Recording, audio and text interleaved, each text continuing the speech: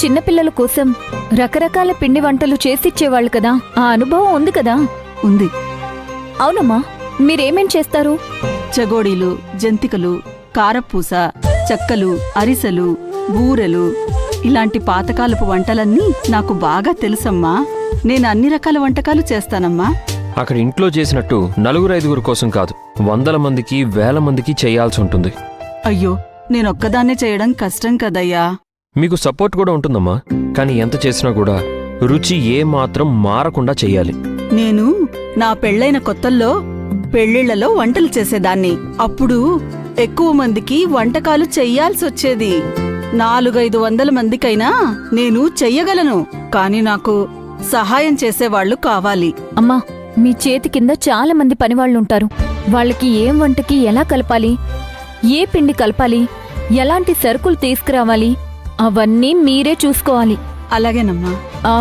మీకు నెలకి ఒక 50,000 శాలరీ ఇస్తాను. అంత శాలరీ ఇస్తారమ్మా? అవునమ్మా, మీరు అంత కష్టపడి పనిచేస్తారు కదా. మీతో పాటు కొందరు రిటైల్ అమ్ముకునే వాళ్ళు కూడా మీకు సహాయపడతారు. అలాగేనమ్మా. ఇప్పుడు జనాలకి మనం ఈ చిరుతిళ్ళు ఎలా ఉంటాయో రుచి చూపించి మంచి ఆహారాన్ని అలవాటు చేద్దాం. మంచి పని చేస్తున్నారు. ఇక్కడ మాదేమీ లేదు, మేమిక్కడ ఉద్యోగం చేస్తున్నాం, ఓనరు వేరే ఉన్నారు. ఏదేమైనా మంచి పని చేస్తున్నారమ్మా మీరు. అర్జున్, అమ్మతోనే యాడ్ చేయిద్దాం.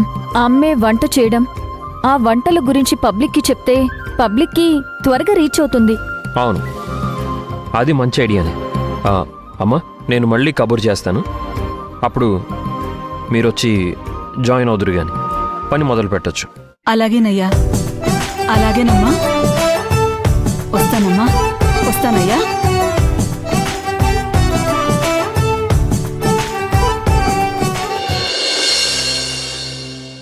అమ్మ చేత యాడ్ ఇప్పిద్దాం రంజిత గారు. అందరికీ రీచ్ అవుతుంది, అందరికీ నమ్మకం పెరుగుతుంది, బిలీవబిలిటీ వస్తుంది. అవును, మనింటి మనిషి చేసినట్టుగా ఉంటుంది. ఇది బెస్ట్ ఐడియా మేడం.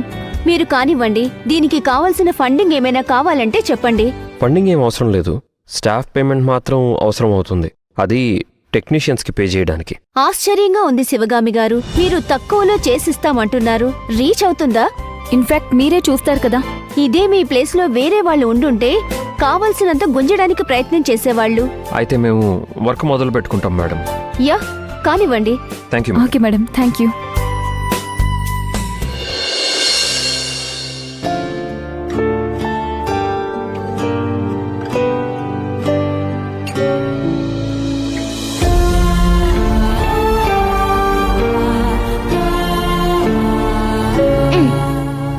ఒకవేళ పట్టుకో.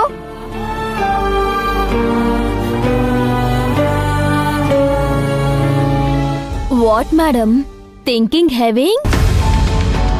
ఏం లేచారు? Say something happen something. నాకు భవానీని చూడాలనిపిస్తోంది. భవానీ? హూ భవానీ? భవానీ శివగామి కూతురు. You seeing Sivagami baby? Why? భవానీకి నేనంటే చాలా ఇష్టం. దానికి నాతో మాట్లాడడం అంటే ఇష్టం.